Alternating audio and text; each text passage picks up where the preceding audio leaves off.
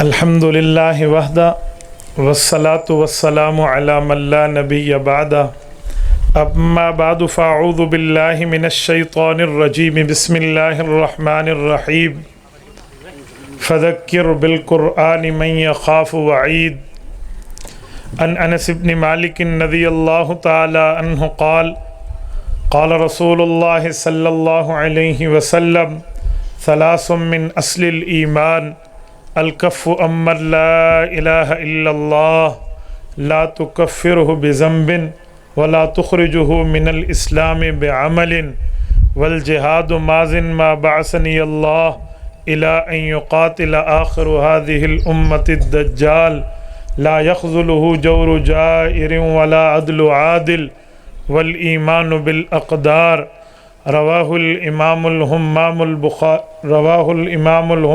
ابو داود فی سننہ صدق اللہ العظیم وبلغنا رسولہ النبی الامی الکریم ونحن علی ذلک لمن الشاہدین والشاکرین والحمد للہ رب العالمین۔ معاف کرنا، مجھے راستے میں نکسیر آئی ہے، یہ موسمی حالات کی وجہ سے میرا گلا پورا کام نہیں کر رہا۔ یہ 2-4 دنوں سے پاکستان میں کچھ فضا ایسی بنی ہے، اس ہوا کی وجہ سے بندہ تھوڑا باہر ٹھہرے تو طبیعت خراب ہو جاتی ہے۔ یہ بھی میں ابھی سر کو چکر ہی آ رہے تھے، میں ٹیک لگا کر درود پاک پڑھ رہا تھا کہ اللہ 2 جواباتیں فرما دے میرے منہ سے۔ آپ ایک مرتبہ میری صحت کے لیے درود ابراہیمی پڑھ لیں، پھر انشاءاللہ میں بات شروع کرتا ہوں۔ اللہم صلی اللہ۔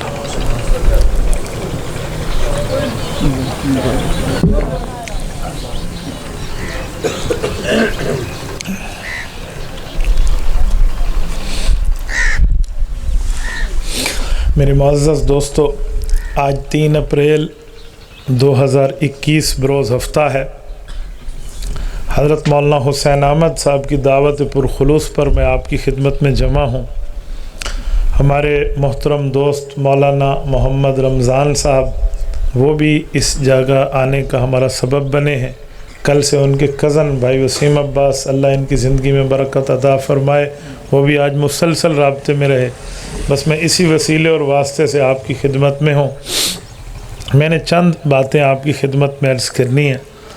آپ اور ہم مسلمان ہیں، مسلمان کا مطلب کیا ہے، اور آپ اور ہم مؤمن ہیں، مؤمن کا مطلب کیا ہے۔ ایک ہوتا ہے ایمان، ایک ہوتا ہے اسلام۔ قرآن کریم پارہ نمبر 26، اس میں سورۃ حجرات ہے، آخری سے پہلی سورت اس پارے کی۔ اس میں اللہ رب العزت نے ایمان اور اسلام کو علیحدہ علیحدہ بیان فرمایا ہے۔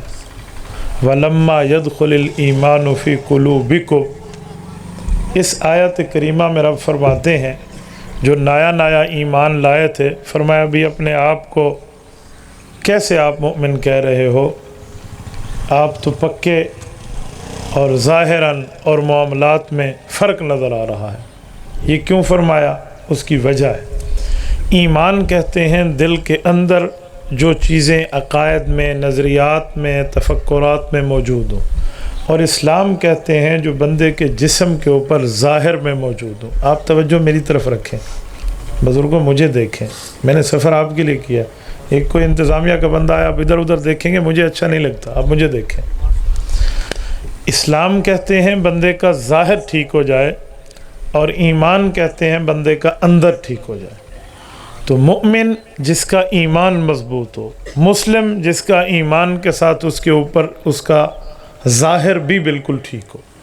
تو ہم مؤمن بھی ہیں، مسلم بھی ہیں، بس فرق یہ ہے کہ ہم کافر کی تہذیب اپنانا چھوڑ دیں۔ آج ہم لوگ معاشرے میں غیر مسلم کی تہذیب کو اپناتے ہوئے خوشی محسوس کرتے ہیں۔ آپ کسی کالج یونیورسٹی کے اسٹوڈنٹ کو پکڑ کے پوچھیں نا کہ بیٹا تو سر پہ ٹوپی رکھ، تجھے اچھا لگتا ہے؟ وہ کہے گا جی نہیں، سر ننگا ہمیں گھومنا اچھا لگتا ہے۔ اس سے پوچھیں سر ننگا رہنا یہ اسلامی تعلیم ہے؟ نہیں، وہ مانتا ہے اسلامی تعلیم نہیں ہے، لیکن پھر بھی سر ننگا رہتا ہے۔ میرے دوستو، یہ چیزیں ہمارے اسلام کو کمزور کر رہی ہیں۔ ایسے ناراض نہ ہونا، میں کسی پہ اعتراض نہیں کر رہا، میں مسئلہ بیان کر رہا ہوں۔ سنت رسول چہرے پر رکھنا ہر بندہ سمجھتا ہے کہ یہ میرے نبی پاک کا طریقہ ہے، لیکن اکثر بندوں نے سنت سے غفلت کی ہوئی ہے، اس سے پوچھے نا، وہ کہے گا بات تو آپ کی ٹھیک ہے، ثواب کا کام ہے، لیکن میں غلط ہوں، میرے لیے دعا کر لیں، تو ظاہر ہمارا متاثر ہو گیا نا، تو یہ ہمارے اسلام کو متاثر کر رہا۔ بہت سی ایسی چیزیں، ایک ہمارے دوست ہیں وہ ہر وقت سر ننگے رہتے ہیں، میں نے انہوں نے کہا بھائی کم از کم سر کو ڈھانک کے رکھو، تو مجھے کہتے ہیں سر کو ڈھانکنے کی دلیل کیا ہے؟ تو میں نے اسے کہا کہ جو چیز اصل ہوتی ہے نا وہ چھپی ہوئی ہوتی ہے۔ کہتے کیسے؟ میں نے کہا کیلے کے اندر جو پھل ہے اوپر چھلکے میں چھپا ہوا ہے، مالٹے کے اندر جو پھل ہے چھلکے میں چھپا ہوا ہے، سیب کے اندر کا پھل ہے چھلکے میں چھپا ہوا ہے، آم کے اندر کی گر ہے اوپر چھلکے میں چھپی ہوئی ہے۔ تو آپ کے اندر دماغ ہے، اس دماغ میں بندے کا ایمان موجود ہے، اسلام کا تعلق موجود ہے دل و دماغ میں، اس کو بھی اوپر سے چھپا کے رکھیں۔ تو مجھے کہتے ہیں حضرت یہ بات کہاں لکھی ہوئی ہے؟ میں نے کہا تیرا سوال کہاں لکھا ہوا ہے؟ تو عقل سے سوچ کے سوال کر سکتا ہے، میں کھوتی کو ہاتھ لایا، میں جواب نہ لے سکتا۔ ہمارے لوگ پتہ نہیں غلطی بھی کرتے ہیں اور پھر بندے کے اوپر دلیل بھی کہتے ہیں جی اس کا مسئلہ بیان کرا دیں۔ تو میرے دوستو صحابہ کرام کی ترتیب پتہ ہے کیا ہے؟ صحیح بخاری میں موجود ہے، امام حسن بصری رحمۃ اللہ علیہ فرماتے ہیں 500 صحابہ کی زیارت کی ہے اس تابعی نے۔ امام حسن بصری المتوفی 110 ہجری فرماتے ہیں کان القوم یسجدون علی القلنسوۃ والعمامہ، میں نے صحابہ اور اہل بیت کی زیارتیں کی ہیں، میں نے ان لوگوں کو سر پہ ٹوپی اور پگڑی رکھ کے نماز پڑھتے دیکھا ہے۔ تو ہماری اسلامی تعلیم تو یہ ہے، آج ہم سر سے غافل ہیں۔ ایسے چہرے کے اوپر رکھنے والی داڑھی ہے، یہ جو داڑھی ہے نا اس کا ایک ایک بال بندے کے لیے ثواب کا کام ہے۔ مسند احمد میں حدیث ہے، اللہ پاک نے کچھ فرشتوں کو پیدا کیا ہے جو فرشتے آسمان پہ تسبیح پڑھتے ہیں، اور وہ 2 قسم کی تسبیح ہے۔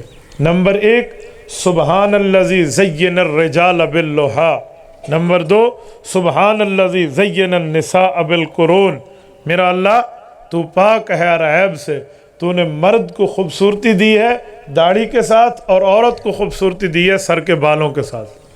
اج ناراض نہ تھی وہ جوان داڑھیاں میں نہیں کھڑوتے رن وال کپائی کھڑی ہے۔ یہ ہمارے نہج، یہ اتنی تنزلی کی نہج ہے، ہم اتنا گر چکے ہیں۔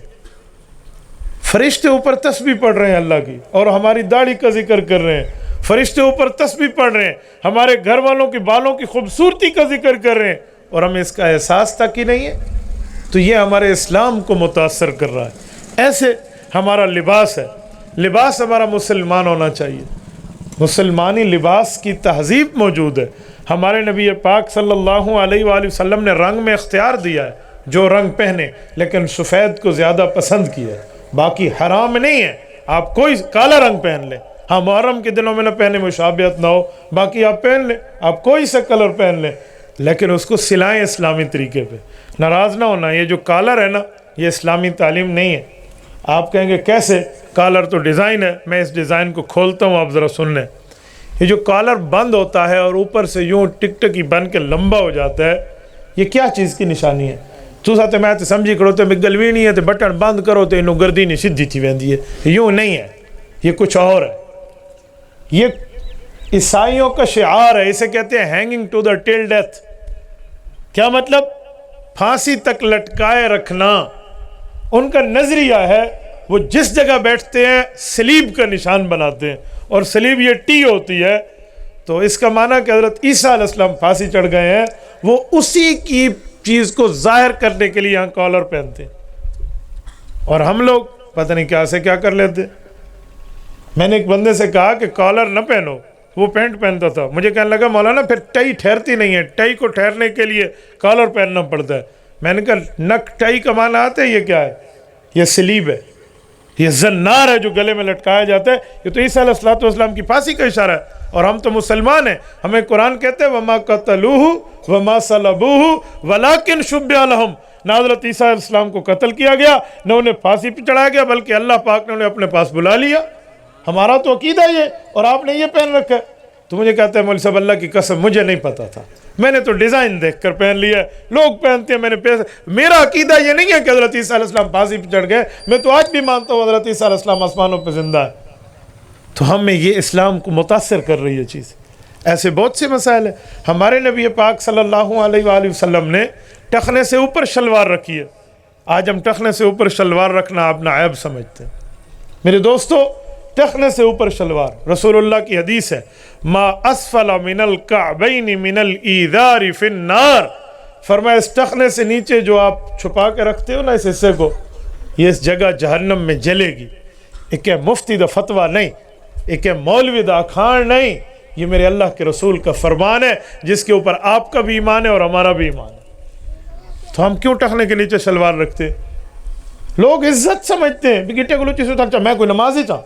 एक बंदा मुझे कहने लगा मैं कोई नमाज में हूँ कि मैं टखने से ऊपर रखूँ। मैंने कहा भाई 24 घंटे रखना है, आपको नमाज का किसने कहा? कहते नहीं नमाज में ऊंचा रखते हैं। मैंने कहा नमाज कपड़ा ही पहन तू सलाम दे बाद चोले सुतन ला लेते का, ये किड़ी गाल है। मैं ओ किड़ी गाल है भाई, हम पता नहीं क्या सोच रहे हैं। हमें इस्लाम की तालीम देखनी चाहिए, हम इस तालीम से हटे हुए, तो हमें ये चीज़ समझनी चाहिए। नंबर 3, हमारे अंदर एक कमी और भी है। वो कमी क्या है? मैं हैरान हो जाता हूँ कि हम जो बाल बनवाते हैं ना, वो बाल बनवाना भी कुफ़ार के तर्ज पे। मैं आपको बाल के बारे में हदीस सुनाता हूँ। रसूल अक़दस सल्लल्लाहु अलैहि वसल्लम की हदीस क्या है? नहा रसूलुल्लाह सल्लल्लाहु अलैहि वसल्लम अनिल क़ज़ा, हदीस पाक में है कि अल्लाह के रसूल ने क़ज़ा के बालों से मना फरमाया। क़ज़ा के बाल क्या हैं? एक जगह से छोटे, एक जगह से बड़े। आज कौन बंदा है जो सर पे बराबर के बाल रखता है? आप नहीं रखते यार। डिज़ाइन द शौक क्या को नहीं, ये तो हमारे बाल एक गिरोह में बराबर रखे, ये अगू पिछू हर पासू बराबर है। लानत है उस डिज़ाइन पे जो पैगम्बर अलैहिस्सलातु वस्सलाम की सुन्नत की मुखालिफ हो जाए। क्या ज़रूरत है हमें उस डिज़ाइन की? हम कौन सी मांगे निकाल के बैठे हैं? हम मुसलमान हैं बाबा, हमें अल्लाह रसूल ने एक एक चीज़ का समझाने का सबक दिया। हम चारों तरफ से बराबर, आप बड़े रखो छोटे रखो, इससे कोई गर्ज नहीं है। आप रखो जितने रख सकते हो, लेकिन चारों तरफ से बराबर रखो। पता नहीं ये कोई कटोरा काट है तो कोई पतीली काट है तो कोई प्याली काट, ये कौन से कट आए हुए हैं? कोई बर्गर काट है और कोई पता नहीं शामी कबाब काट है। ये कट नहीं होते। आप मोहम्मदी कट रखें, नबवी कट रखें, रसूलुल्लाह की तालीमात को देख कर रखें। एक बंदा मुझे कहने लगा ये हुण वाली इवें कपवाऊँ, ये भी शरीयत का हुक्म है? मैंने कहा जी हाँ, ये भी शरीयत का हुक्म है। हज़रत सलमान फ़ारसी रज़ी अल्लाह ताला अन्हु कुफ़ार के बादशाह के दस्तरखान पे बैठे थे। जब उसके पास एक वफ़द लेकर गए तो उसने इकराम के लिए दस्तरखान लगाया, तो इनसे एक निवाला नीचे गिर गया। सुन्नत क्या है? जब दस्तरखान पे गिर जाए, मट्टी में मिल जाए, उसकी बात नहीं कर रहा, तो उसे उठाएं, साफ़ करके खा लें। दस्तरखान पे गिरा ना, कोई ख़राब नहीं हुआ। ये हमारे नबी पाक सल्लल्लाहु अलैहि वसल्लम की तालीम है।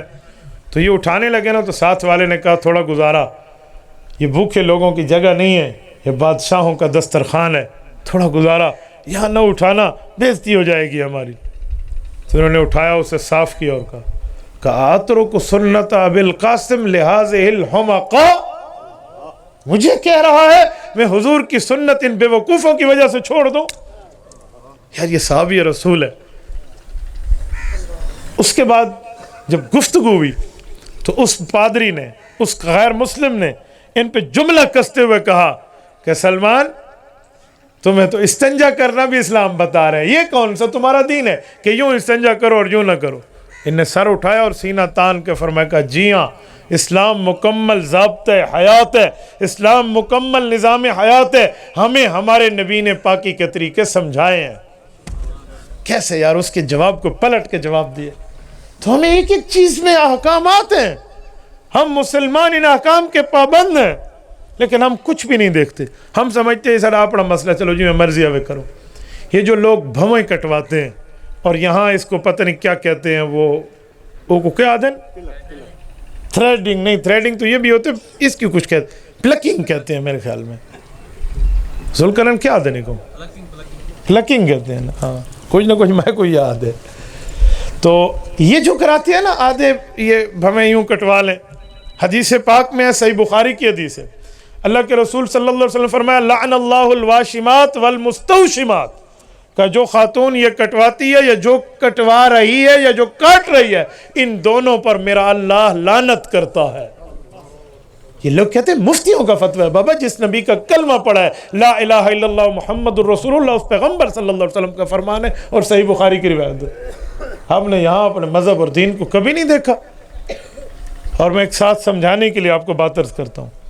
अल्लाह के रसूल सल्लल्लाहु अलैहि वसल्लम ने फरमाया कि जो मर्द औरत की तरह कपड़े पहने या औरत के स्टाइल अपनाए, या जो औरत मर्द की तरह स्टाइल अपनाए, फरमाया इस पर अल्लाह की तरफ से लानत है। یہ وہ نبی لعنت کی بات کر رہا ہے جس نے بارش میں بھی ابو جہل کے گھر دین کی جا کر دعوت دی ہے، جس کو اتنی فکر ہے کہ ایک بندہ جہنم سے بچ کے جنت جانے والا بن جائے۔ یہ اس نبی کا فرمان پیش کر رہا ہوں۔ تو ہم کہاں پہنچے؟ میرے دوستوں، ہمیں غور کرنا چاہیے۔ جلسے کا یہ معنی نہیں ہے کہ مولوی حسین احمد صاحب نے بلایا اور میں نے بیان کیا اور آپ جا کے کہیں واہ واہ، مفتی عبدالواحد حاجی میں ریڑے بھان لیتے ہیں، واہ واہ کی تھی، مزہ آ گیا۔ ہم اپنے دل کو زندہ کرنے والے بنے، ہم شریعت اسلامیہ کے احکامات والے بنے۔ ادھر آنے سے پہلے جو ہمارا ذہن تھا وہ دین کے خلاف تھا، تو ادھر آنے کے بعد دین کے حق میں بنے۔ پھر یہ جلسہ آپ کے لیے بھی فائدہ مند ہے، میرے لیے بھی فائدہ مند ہے۔ ورنہ میں اپنے دکھلاوے کے لیے بات کروں، آپ پتہ نہیں چیک کرنے کے لیے گفتگو سنیں، میرے خیال مولوی کو کشے آندھی ویندی ہے یا نہیں، تو پھر میرے خیال میں نہ میرا کہنا کوئی کام کا ہے، نہ آپ کے سننا کوئی کام کا۔ میرے دوستو، اسی لیے ہم ایمان جو دل میں رکھتے ہیں، اسلام بھی اپنا رکھیں، ہمارا ظاہر متاثر نہیں ہو۔ اگر آپ کے ذہن میں سوال اٹھے کہ یہ کوئی کفر تو نہیں ہے، بندہ بال جیسے رکھ لے، کپڑے جیسے پہن لے، اے مولوی میں قراڑ کی تھی بیٹھے نہیں دیتے، ایسے کہہ رہے ہیں، تو اس کا جواب بھی میں آپ کی خدمت میں عرض کرتا ہوں۔ کسی ملک کا فوجی ہو، پولیس والا ہو، محافظ ہو، فورس کا ہو، اس کی ایک اپنی ورزی ہوتی ہے، اس وردی کی اپنی پہچان ہوتی ہے، اپنا یونیفارم ہوتا ہے یا نہیں ہوتا؟ ایک ملک کا فوجی اگر دوسرے ملک کا یونیفارم پہن لے اور وہ 100 کہتا پھر ابھی نادرہ لکھو جو میرا نا پاکستان لکھا ہوا ہے، لیکن میں کمیز انڈیا والی پاتی ہے، کوئی مانے گا کہ یہ پاکستانی ہے؟ نہیں مانے گا۔ ہم مسلمان ہیں، ہماری وردی ہمیں اللہ کے رسول نے سمجھا کے دی ہے، سرتا پاؤں ہمیں دین بنا کے دی ہے، ہم اس کی مخالفت میں چلیں گے تو کیا؟ اب ایک بات کرتا ہوں، آپ کا ذوق تازہ ہے، میری بات کو اپنے کانوں سے دل کی کھڑکی تک راستہ دینا۔ جب ہم قبر میں جائیں گے، ہمارے ساتھ ہمارے ایک کپڑے جائیں گے؟ بولیے، نہیں جائیں گے۔ ہمارے ساتھ ہمارا موبائل جائے گا، شناختی کارڈ جائے گا، پاسپورٹ جائے گا، کوئی اور بورڈنگ کارڈ یا ٹکٹنگ جائے گی، کوئی گھر کے کاغذات یا دکان کے کاغذات جائیں گے، کوئی مال و دولت جائے گا، کوئی سونا چاندی جائے گا؟ کیا جائے گا؟ ہم جائیں گے، ہمارے ساتھ ایک کفن جائے گا۔ ادھر اگر سوال جواب نہ ہو، صرف یہ پوچھ لیا جائے کہ بتاؤ تم میں تمہارے نبی کا کون سا طریقہ موجود ہے اس وقت جسم کے اوپر، تو وہ ایک داڑھی سنت ہے جو ہم پیش کر سکیں گے۔ یہ ایک یہی سنت ہے چہرے پر۔ اس وقت ہمارے جسم سے کپڑے اتر چکے ہوں گے، ہمارے موبائل ضبط ہو چکے ہوں گے، ہمارے پاسپورٹ اور شناختی کارڈ موجود نہیں ہوں گے، ہمارے پاس مال و دولت نہیں ہوگی، ہمارے پاس کسی قسم کا کوئی معاملہ اور دولت ثروت نہیں ہوگی۔ یہ واحد سنت ہے جس کو ہم قبر میں لے کر جائیں گے۔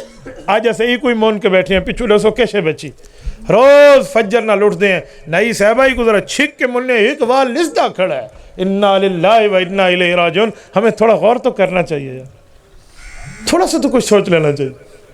ایک شخص سے میں نے کہا تو اس کو داڑھی رکھنے کی عادت نہیں تھی، تو داڑھی کے خلاف بھی بات کرتا تھا، تو مجھے کہنے لگا مولانا داڑھی تو کافروں کی بھی ہوتی ہے، آپ نے داڑھی میں اسلام بنا لیا، اور بابا اسلام میں داڑھی ہے، داڑھی میں اسلام نہیں ہے۔ تو میں نے اس کو کہا کافر کپڑے بھی پہنتے ہیں، ایسے ایسے کافر میں نے دیکھے ہیں، تو بسم اللہ کر، یہ کوئی بات ہے؟ میں نے کہا یہ کوئی بات؟ اور بے وقوف انسان، جس نبی کا تم نے کلمہ پڑھا اسی نبی نے اس کو سنت واجبہ قرار دیا ہے۔ لوگ سمجھتے ہیں صرف سنت ہے، داڑھی مبارک صرف سنت نہیں ہے، داڑھی مبارک سنت واجب ہے۔ آپ کہیں گے کیسے؟ اگر صرف سنت ہے نا، عام سے سنت غیر موقعہ، وہ عصر سے پہلے جو 4 سنتیں ہیں، آپ کبھی پڑھتے ہیں کبھی نہیں پڑھتے، کیونکہ اس کی تاکید نہیں آئی، صرف سنت ہے۔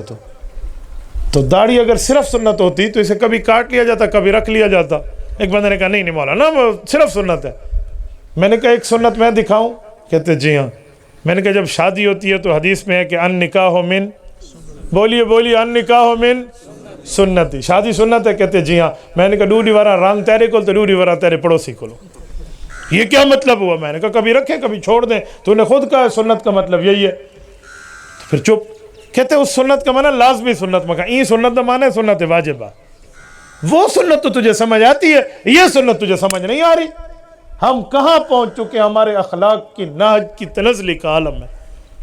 ہم اس پر دلیلیں، ہاں یہ کہیں کہ میری غلطی ہے بابا، میں رسول اللہ والا چہرہ نہیں بنا سکا، اللہ مجھے توفیق عطا فرمائے، یہ کہے۔ یاد رکھیں کوئی گناہ بندہ کرے اور اس گناہ پر شرمندگی کہے کہ میرے مولا غلطی ہے، ایک دن مجھے معافی اور توبہ کی توفیق دے دے، یہ بندہ مسلمان ہے، گناہ گار ہے، اللہ اسے ایک دن توفیق دے گا۔ لیکن جو بندہ گناہ بھی کرے اور ڈٹ کے کہنے میں ٹھیک کر رہا ہو تو ایسے بندے کا بعض اوقات ایمان بھی سلب ہو جاتا ہے، ایمان بھی سلب ہو جاتا ہے، پھر ایمان بندے کا نہیں رہتا۔ اور میرے دوستو، ہم دین کے بارے میں اتنے ناواقف ہیں، ہمیں پتہ ہی نہیں ہوتا ہم شادی کے بعد کون سے الفاظ بول رہے ہیں، اس سے بیوی بچتی ہے یا بیوی نہیں بچتی۔ ہماری زبان سے وہ جملے جاری ہوتے ہیں، ایسے ایسے الفاظ لوگ کہتے ہیں، میں نے تو ایسے لفظ سنے میں کو لگتا ہے اللہ بہمیں ادھے بندیاں درنا چھٹیاں ہو یا لے جنگالیاں آلان دے۔ یہ کل جمعہ نماز میں نے پڑھایا، جمعہ کے بعد 3 بندے 1 گھنٹے میں آئے ہیں اور تینوں نے مجھ سے طلاق کے مسئلے پوچھے۔ یہ میری موبائل ہے، میں جھوٹ بولوں گا اللہ میرے خلاف مدد کھینچ لے، بعض اوقات ایک دن میں 12 15 آدمیوں کو طلاق کے مسئلے بتا رہا ہوتا ہوں۔ کیوں؟ ہمیں پتہ ہی نہیں، ہم نے جملہ کہہ دیا، معلومات ہی نہیں ہوتی۔ مجھ سے ایک بندے نے آ کر مسئلہ پوچھا کہ مولانا اب تھوڑا علیحدگی میں بات ہوگی، تھوڑا گھر کا مسئلہ ہے۔ ہم بیٹھے، میں نے کہا بولو۔ کہتے میری 2 بیویاں ہیں، میں جب گھر گیا ہوں دونوں میری امی سے لڑ رہی تھی، ایک نے ہاتھ پکڑے ہوئے تھے، ایک نے سر کے بال پکڑے ہوئے تھے، تو مجھے غصہ آ گیا۔ میں نے انہیں کہا لوگ تھے، انہیں چھوڑو میری ماں کو، کیا مسئلہ ہے؟ تو میری امی نے کہا انہیں کو طلاق لے لیں۔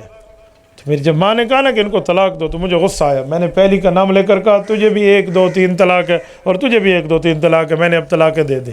کچھ ٹائم کے بعد وہ اٹھی، امی کے پاؤں پکڑے، معافی مانگی، راضی نامہ ہو گیا۔ پھر امی نے کہا جا کسی مولوی کے پاس جا، بس لکھوا کے لے آ، تیرا رجوع ہو گیا ہے۔ تو میں نے اسے کہا کہ تیری ماں تو مفتی بڑی بیٹھی ہے، فتویٰ اسی کو لکھوا جائے۔ میرے آمر دی کڑی لوڑ ہے، مفتی اما صاحبہ فتویٰ آوے سی، نلو مور ہی لگ وے سی، جان چھٹی۔ حضرت امی صاحبہ ساری مفتی ہے بھائی۔ خدا کے بندے دین کو مذاق بنا لیے۔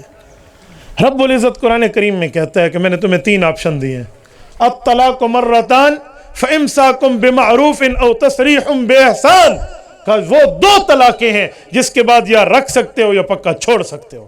فَإِن طَلَّقَهَا فَلَا تَحِلُّ لَهُ مِن بَعْدُ حَتَّى تَنكِحَ زَوْجًا غَيْرَهُ، تو نے تیسری طلاق دے لی پھر تیرے لیے حلال نہیں ہے۔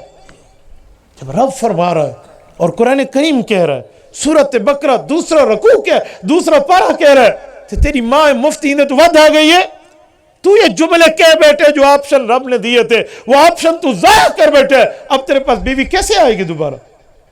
تو مجھے کہتے ہیں مولانا آپ کوئی طریقہ بنائیں میری بیوی کو طلاق نہ دیں۔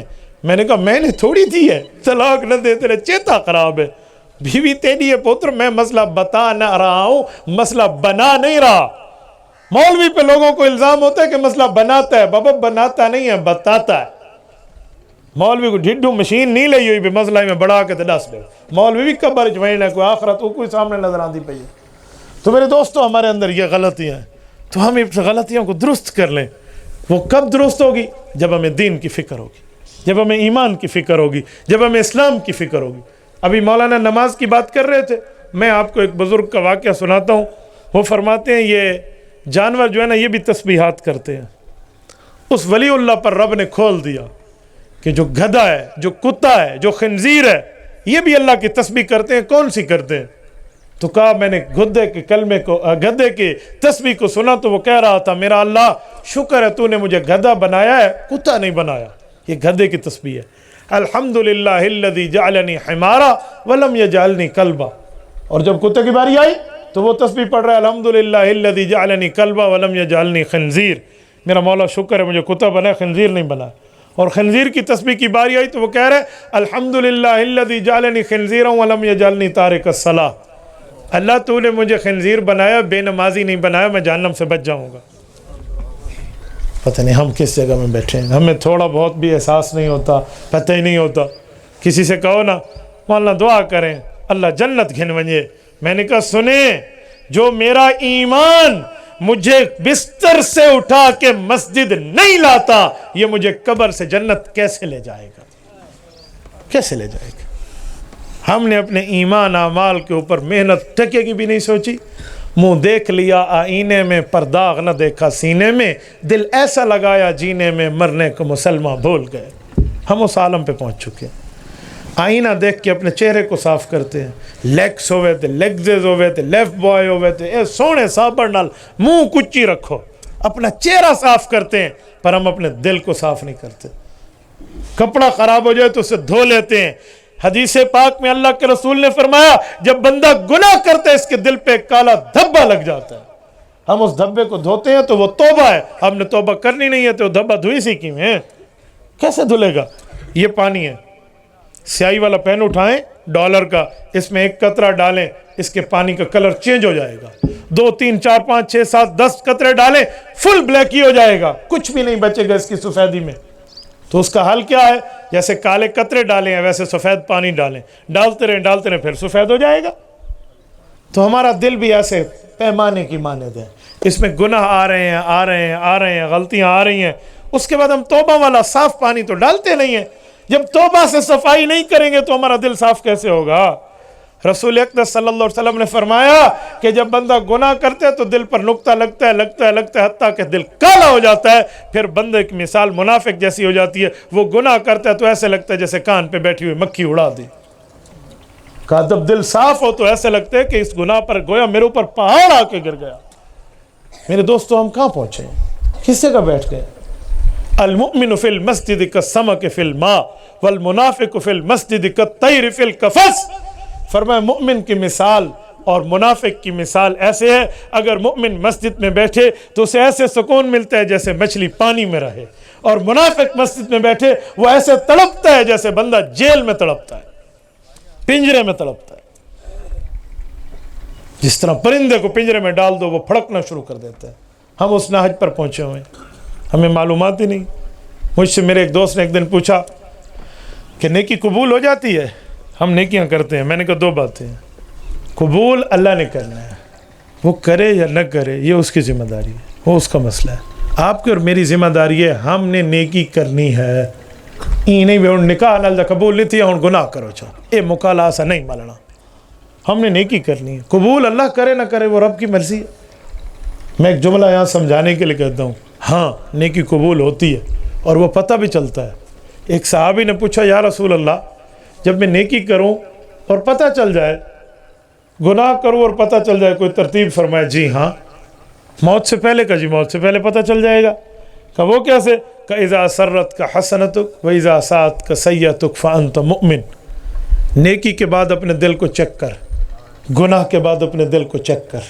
اگر نیکی کے بعد دل خوش ہے اور گناہ کے بعد دل پریشان ہے تو مؤمن بن چکا ہے، تیرے دل میں ایمان راسخ ہو چکا ہے۔ ہم اس ایمان سے بہت دور بیٹھے، ہمیں معلومات تک ہی نہیں ہے، ہم دین کے معاملات میں دیکھتے تک ہی نہیں ہیں، ہم سمجھتے ہی نہیں ہیں۔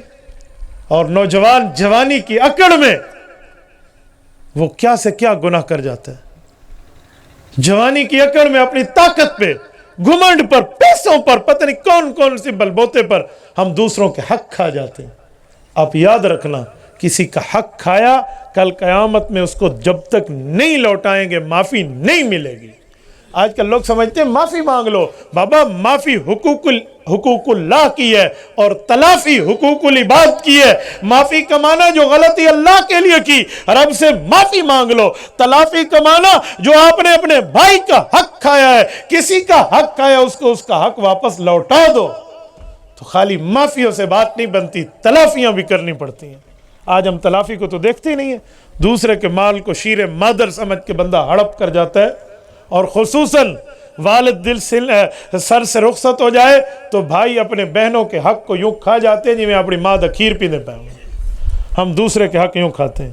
یاد رکھیں، کسی ایک کا حق کھا لیا، من اخذ شبرا من الارض بغیر حق یطوق اللہ یوم القیامت 7 اراضین۔ اللہ کے رسول کا پاک ارشاد ہے، فرمایا کسی بندے نے کسی بندے کا ایک بالشت یکوا دے ایک گٹھ اگر یہ زمین بھی ہتھیا لی اور بغیر کسی وجہ کے تو کل قیامت میں اللہ 7 زمینوں کا توق بنا کے گلے میں ڈال دیں گے۔ توق کیا ہوتا ہے؟ جی پنجالی جو ڈاند دی گچی پوے ڈاند کو آگ لکھا ڈبھار یا ڈلھا پھر کے دکھا، وہ کس طرف منہ کرے گا؟ یوں توق گلے میں آ جائے گا۔ ہم نے تو آج تک نہیں دیکھا، ہم حق دوسروں کے کھا جاتے ہیں، ہمیں نہ آتا ہے نہ پتہ ہے، نہ پوچھ نہ گچھ، کچھ بھی نہیں ہے۔ اور یتیموں کے مال کو لوگ کھا جاتے ہیں۔ اگر بھائی فوت ہو گیا، اس کا حصہ تھا وہ کھا گیا، اس کے بچوں کو نہ دیا۔ قرآن کریم کہتا ہے ان الذین یأکلون اموال الیتامی ظلما انما یأکلون فی بطونہم نارا وسیصلون سعیرا۔ کہ وہ لوگ جو یتیموں کے مال کو ہڑپ کر جاتے ہیں، سنو میں تمہیں جہنم میں ڈالوں گا اور وہ بہت برا ٹھکانہ ہے، یہ رب نے فرمایا۔ آج لوگ کہتے ہیں مولوی جہنم سے ڈراتا ہے. بابا مولوی جہنم کے ڈراوے بتاتا ہے, ڈراوا اللہ سے آپ لیتا ہے, کام وہ اللہ کا ہے. میرے دوستو اسی لیے ہمیں کچھ سمجھنا, ہم حقوق العباد میں بالکل زیرو ہوتے ہیں.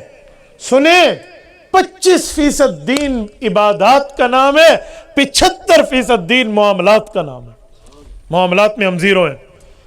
کسی کا قرضہ لیا اور کھا گیا, میں اے سب کھاندے پیندے لوگ ہیں, نہیں کوئی 10,000 کو موت پوندی ہے.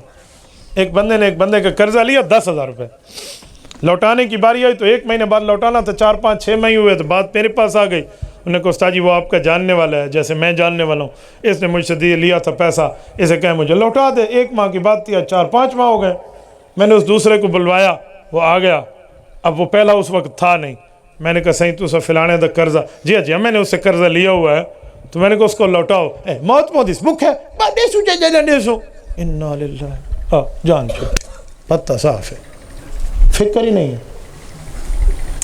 میں نے کہا تجھے موت پڑتی تھی, تو بقرعید دے کمیاں نہ ہوئے, آپ کما کے 10,000 کریں, آجا غریب کل گدا کیوں ہے بھی. عجیب انسانیت ہے ہم میں, ہم دوسرے کے حق کھا جاتے.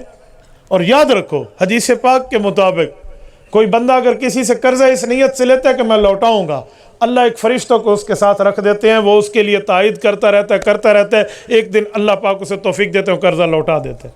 اور جو اس نیت سے لینا کہ دوں گا نہیں کھا جاؤں گا, اس کے ساتھ ایک شیطان لگ جاتا ہے اور وہ رہتا ہے حتیٰ کہ وہ لوٹانے نہیں دیتا. یہ ہم لیتے وقت اپنی نیت کو چیک کر لیں, بے ایسا ڈیمنڈ دی نیت نل گدا یا کیویں گدا ہے, ہم نے کیسا رکھا تھا. اور حرام مال کو کھانے والے کی تو 40 دن عبادت بھی قبول نہیں ہے, اور ہم نے کبھی نہیں دیکھا اس کی آمدن حرام کیا یا حلال کیا. وہ ایسا کو دعوت دیتی ہے, ایسا روٹیاں توڑن واسطے وہیں بیٹھے ہیں. بابا کسی کی دعوت, کسی کا ہدیہ قبول, کسی سے تعلقات حلال و حرام کی بنیاد پہ رکھنے یا توڑنے چاہیے. جب تک آپ کو نہیں پتہ نا کہ اس کے گھر کی آمدن حلال ہے حرام ہے, کوئی اس کی دعوتوں میں نہ جائے. ہاں جب معلوم ہو تو آپ اس کے پاس جائیں, آپ کو کس نے منع کیا. لیکن ہم حیران ہوتے, میں کبھی بھی ایسی دعوتیں قبول نہیں کرتا جس کی آمدن میں کوئی شکوک اور شبہ ہو. کبھی میں نے آج تک کسی بینک والے کی دعوت قبول نہیں کی, نہ کی ہے اور نہ کروں گا. جب میں حلال سمجھتا نہیں ہوں اس کاروبار کو, میں کیوں ان کی دعوت قبول کروں. میں تو وہاں بینک میں جا کر پانی کا گلاس بھی نہیں پیتا. یہ بل سود کے پیسوں سے ادا ہوگا جو کولر میں ٹھنڈا ہو رہا ہے. بھالا بڑے پانی کو پی کے, اے طائر لا ہوتی اس رزق سے موت اچھی, جس رزق سے آتی ہو پرواز میں کوتا آئی. تو اپنی ترتیبیں دیکھیں. مشترکہ جو قربانیاں ہیں نا, اس میں 7 حصوں میں کوئی ایک حصہ قربانی میں حرام والا مل جائے نا, وہ 6 حصوں کو بھی لے ڈوبتا ہے. ایک بندہ مجھے کہنے لگا وہ کیوں, وہ تو ایک حرام تھا, ہم سب کا تو حلال تھا. میں نے کہا آپ 4 رکعت نماز پڑھ رہے ہو اور چوتھی میں آپ کسی سے کہو لالا کیا حال ہے, آج تو بڑی گرمی آئی, بھول کے آپ بات کر لیں چوتھی رکعت میں تو کیا ہوگا. کہتے نماز ٹوٹ جائے گی. میں نے کہا وہی چوتھی رکعت ٹوٹے گی یا چاروں ٹوٹیں گی. کہتے چاروں دوبارہ پڑھنی پڑیں گی. میں نے کہا کیوں, پہلی 3 رکعتیں تو صحیح تھی, غلطی تو چوتھی میں بھی ہے, وہی ایک ہی دوبارہ لوٹا. کہتے نہیں اس ایک غلطی نے سب کو ڈبا لیا. میں نے کہا اس ایک حرام کے پیسے نے 6 حصوں کو ڈبا لیا. اچھا ہوں سمجھ جائیے. ہاں مخاط دین شیطانی کرنے واسطے دنیا بیٹھی ہے. میں مولوی سے مسئلہ صحیح میں سدھی انگل نال تک ہیو کڈا نہیں ہونا نا, انہوں نے اعتراض کر کے لولا پاؤنا. بابا ہرا میرے ایک بہت بڑے بزرگ کی مجھے ایک بات یاد ہے. وہ فرماتے ہیں میں نے اجتماعی قربانی رکھی اپنی خانقاہ اور مدرسے میں, تو بڑے لوگوں نے آ کر پیسے جمع کرے. ہم ہر کا نام لکھتے تھے, ولدیت لکھتے تھے, علاقہ لکھتے تھے, اور حصے لکھتے تھے, اور پیشہ بھی لکھتے تھے. تو کہتے ہیں جب ہم نے پیسے جمع کیے تو اس میں 6 بینک والے آ گئے. کہتے میں بہت پریشان ہو گیا کہ یہ تو حلال کاروبار ہی نہیں ہے, سودی کاروبار ہے. اور یہ جو آ گئے تھے جیری گاہ حصہ پاتا ہوتا گاہ گئی سودی. تو لوگوں نے تو میرے اوپر اعتماد کیا ہے کہ مولوی صاحب حلال کا مسئلہ کرے گا تو میں کیا. کہتے میں مسلح پہ اللہ کے سامنے رو پڑا کہ میرے مولا میں کیا کروں, اے اللہ کیا کروں, کہاں جاؤں. کہتے ایک دن رہتا تھا, دوسرے دن ہم بیٹھے قربانیوں کے پیسے جمع کرنے میں, تو ایک اور بندہ آیا, اس نے بھی اپنا بینک کا نام لکھوایا. تو میں نے کہا جی 7 بندے پورے ہو گئے, یا کل ہی گاہ گھن کے نہ بڑے ہو جائے. 7 بندے پورے ہو گئے, ایک ہی گائے انہیں لے کر دے دو. تھائی تو ساریاں دی تھی سی, نہ تھائی تو ایک دی نہ تھی سی, ای کو بیچ گھات تے بنا دا رولا پاوا. تو انہوں نے کہا جی ساروں آپ ایک جیسے ہو, زندہ مردہ برابر شواد, آپ سب کی ایک ہی گائے, آپ جانے آپ کا کام جانے. تو اس نے ایسے ہی کر لی.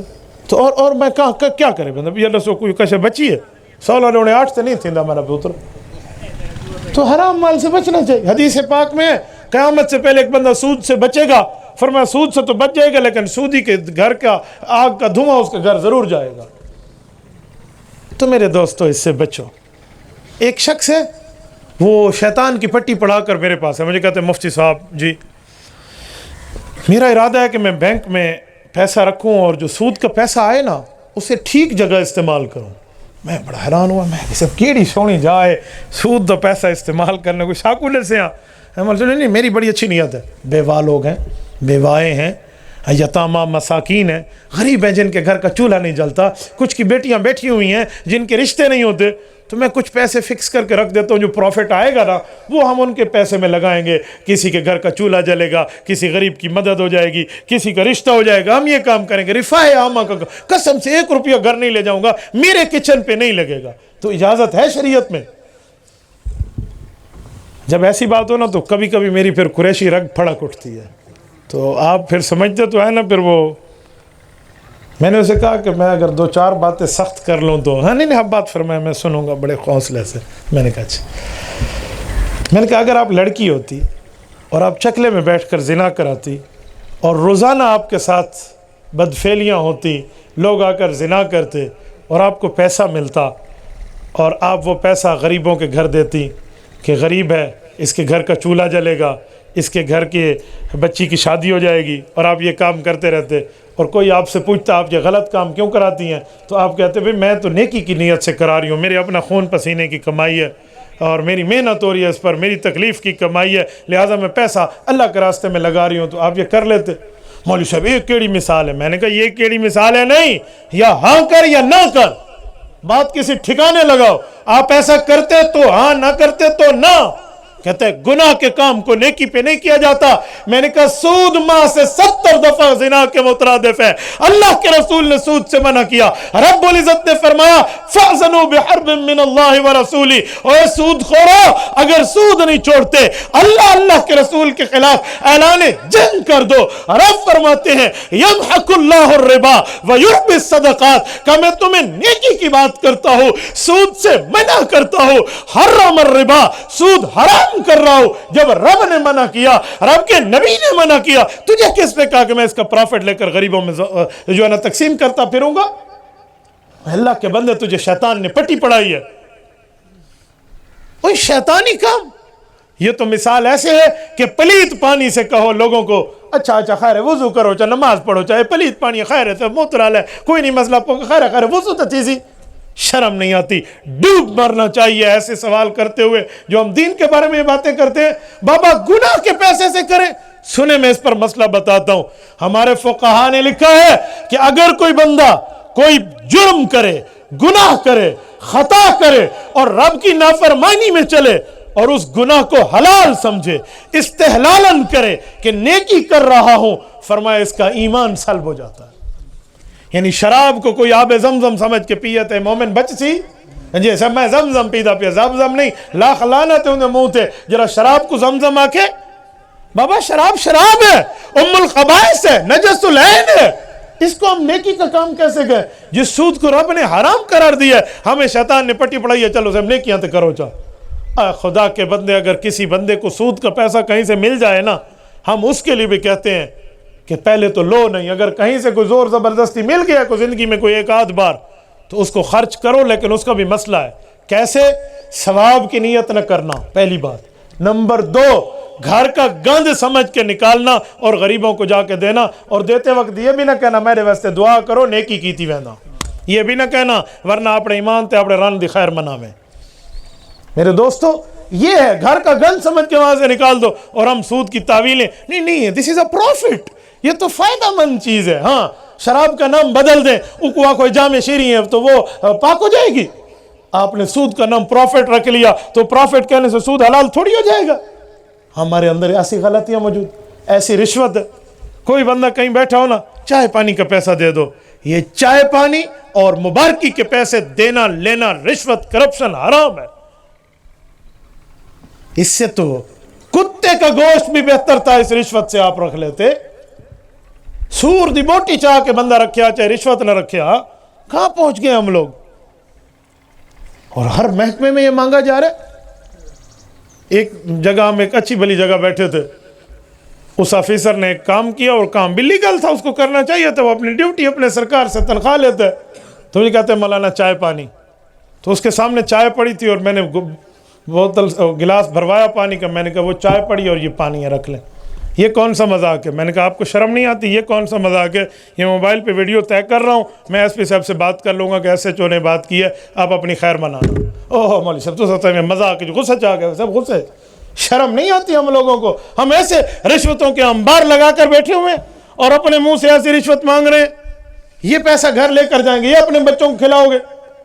میرے ایک شاگرد ہیں، ٹریفک میں تھے، انچارج تھے، تو میری ان سے بات ہوئی تو مجھے کہنے لگے مولانا آپ کی بات ٹھیک ہے، میں نے نوٹ کیا ہے کہ جو پیسہ میں رشوت کا لیتا ہوں نا یا حرام کا لیتا ہوں، جب گھر جاتا ہوں اتنا اپنے بچوں کی بیماریوں پہ لگ جاتا ہے، وہ نکلتا ہے پیسہ۔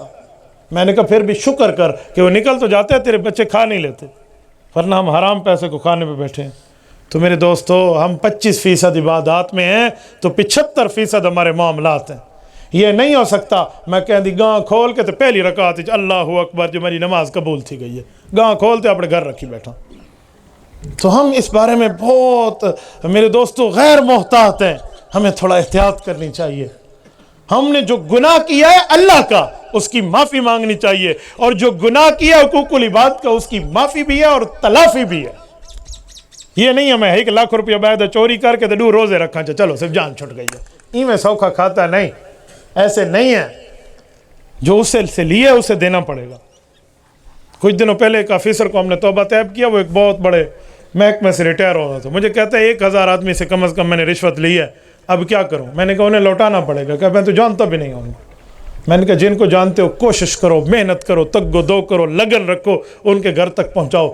جن کو نہیں جانتے نا، ان کے اپنے پیسے کو اٹھا کر جتنا ان سے لیا تھا اتنا اللہ کے راستے میں دے دو، اور ثواب کی نیت کرو کہ اصل مالک کو مل جائے گا۔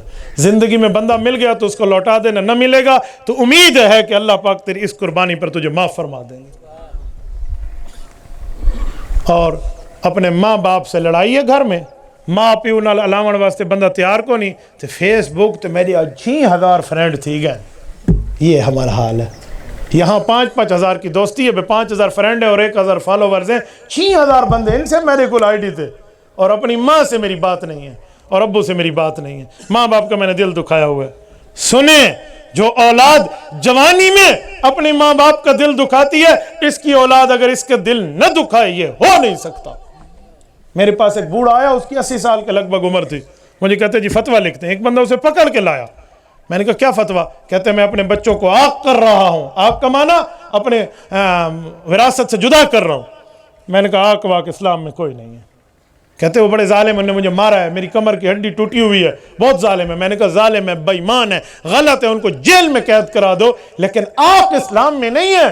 میں آق کے اوپر فتویٰ لکھ دوں؟ چاچا تیری تحقیق کے میرے 3 ظالین میرے چھڑا ہوئے مکھا کو گزارا کر۔ میں نے کہا یوں نہیں ہے، غلط مسئلے پہ میں نے دستخط نہیں کرنے، میں نے بھی اللہ کو جواب دینا، اور 2 فرشتے میرے بھی لکھ رہے ہیں۔ تو یہی باتیں ہماری چل رہی تھی۔ میں نے کہا بچوں پر رپورٹ کراؤ، کوئی پولیس کو لونا کو 2-4 کھلے مراؤ، توبہ کریں، کوئی گال ہوئے۔ اسی اسنا میں ایک اور بوڑھے آ گئے، وہ بزرگ بھی اس بزرگ کو جانتے تھے۔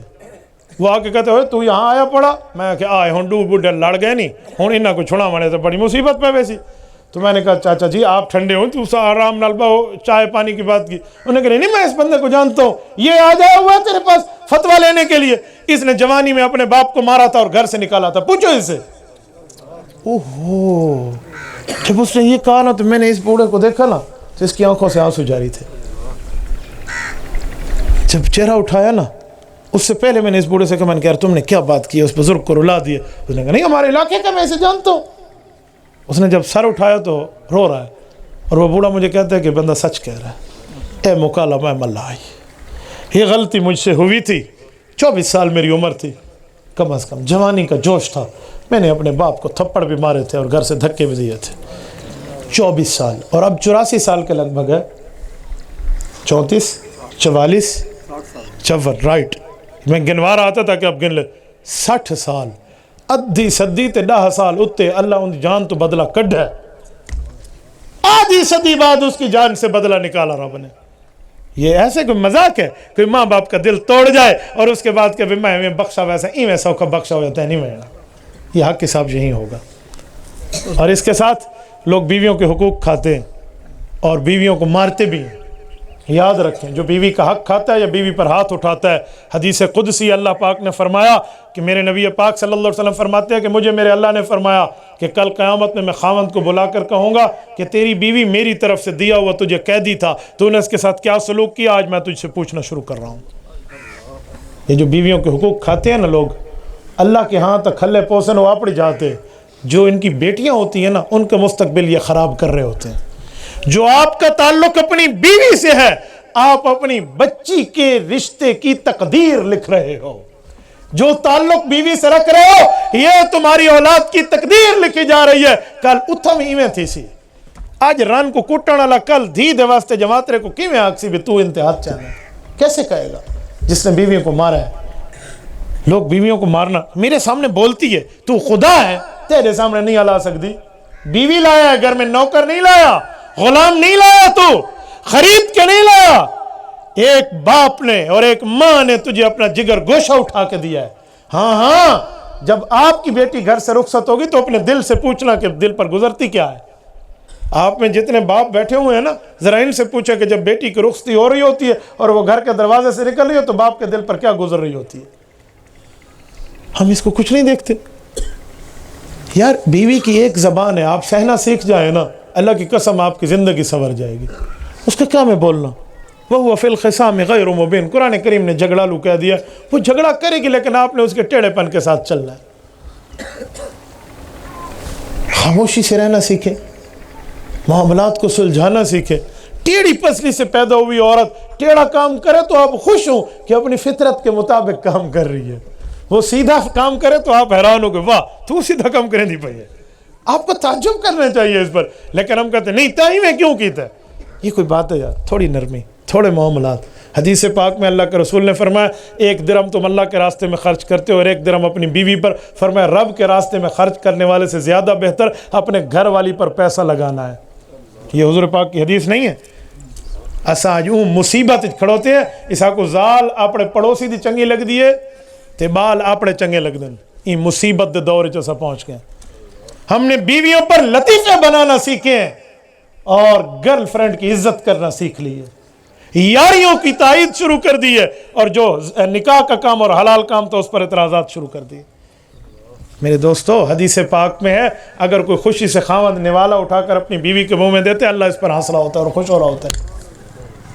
ادھا رولا تا تورے زال نال مک ویسی تو ایک نوالا تے منہ چو کھوا کے دیکھو چاہ، ادھا رولا مک ویسی حقیقت ہے۔ میرا ایک شاگرد ہے، اس نے اپنی بیوی کو سالگرہ اس کی آئی تھے تو اس دن اس نے اس کو مبارک نہیں کہا، تو رات لزال آ گئی، ابھی تیہ میں کو مبارک نہیں دیتی۔ تو میں نے اسے کچھ سمجھایا ہوا تھا کہ بیویوں کو اس طرح بندہ ہینڈل کرتا ہے، تو اس نے وہی میرے والا ٹیکٹو سے سمجھایا اور بیوی راضی ہو گئی۔ اس نے کہا ہاں واہ واہ، اب بھول تو گیا تھا نا، رولا تو پاتی بیٹھا ہے۔ کہنے لگا ہاں یار تیری جوانی دیکھ کے لگتا ہی نہیں ہے تیرا 1 سال ڈھل گیا ہے۔ وہاں کہ اچھا چاہ پلاواں میٹھا زیادہ ہوئے یا گھٹ ہوئے۔ دیکھو عقل سے بیوی کو ٹیکل اور ہینڈل کرتے ہیں، آپ کریں۔ عقل اپنا نہیں ہوتا تو رولا رن نال پا باندھے، واہ سیانے پھل، یہ کام عقل مندی کا نہیں ہے۔ آپ 2 جملے کہہ کے تو دیکھیں، لیکن ہمارے یہاں کچھ نہیں۔ میرے دوستو میں یہ درد دل بیان کرتے ہوئے کہہ رہا ہوں، اللہ کے لیے اپنی اولاد سے محبت کرتے ہو اور بیٹیوں سے محبت کرتے ہو تو اپنی بیوی سے نرمی والا معاملہ سیکھو۔